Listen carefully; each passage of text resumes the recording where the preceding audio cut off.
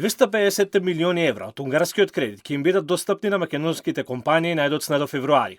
При крај се финалните подготовки за прецизирање на условите под кои ќе може да се добие позајмица. Оваа кредитна линија ќе стане апликативна и достапна после празниците. Сега да не тука спомнувам датуми, бидејќи сепак се работи за еден период кога има и многу неработни денови после новогодишните празници, меѓутоа сепак очекуваме сето тоа да се заврши. Компаниите се задоволни.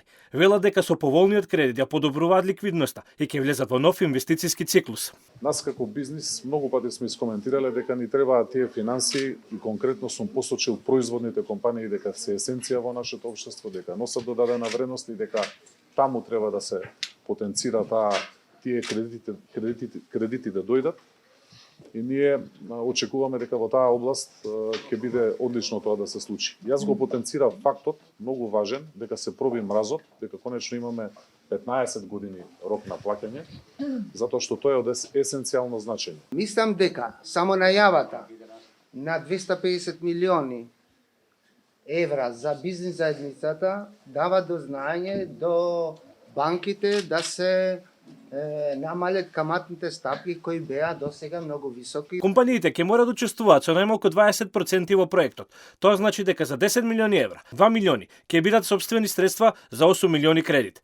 На овој начин треба да се поттикнат повеќе инвестиции.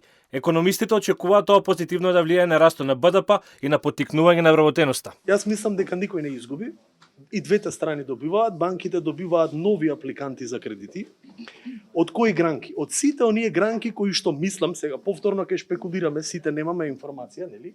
Од сите оние гранки кои можат да донесат раст од 3,7 како што го проектираа и во најголема мера и раст на среден рок од 5%. Така да мислам дека и двете страни можат да излезат како победници. Каматата што ќе ја плаќаат компаниите ќе биде фиксно, 1,95%, со грес период од 3 години и рок на отплата до 15 години.